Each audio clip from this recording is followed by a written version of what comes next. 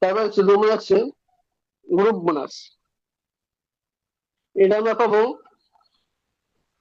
6 থেকে 25% হারে, এটা আমরা পাবো। দেখেন, আপনি যখন ডিএসএল এসেছেন, আপনি যখন একা ছিলেন, একা এসেছিলেন, নতুন যখন আপনাকে কারোর মাধ্যমে আপনি জয়েন করেছেন, তখন আপনি একা ছিলেন। এখন আপনার নিশ্চয়ই একজন হয়েছে, দুজন হয়েছে, তিনজন হয়েছে, এইভাবে আপনার তুমি নিশ্চয়ই 100 জন হয়ে গেছে। এবার দেখেন, এই মাসে আপনার নিশ্চয়ই একজন জয়েন হয়েছে নতুন, আপনার নিশ্চয়ই একজন জয়েন হয়েছে নতুন, 1300 পিপি নিয়ে, 1300 পয়েন্ট নিয়ে উনি জয়েন হয়েছেন।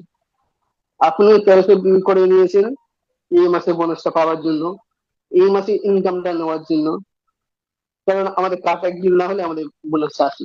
তো আপনিও 1300 বিল করে নিয়েছেন এই মাসে ইনকামটা করার জন্য।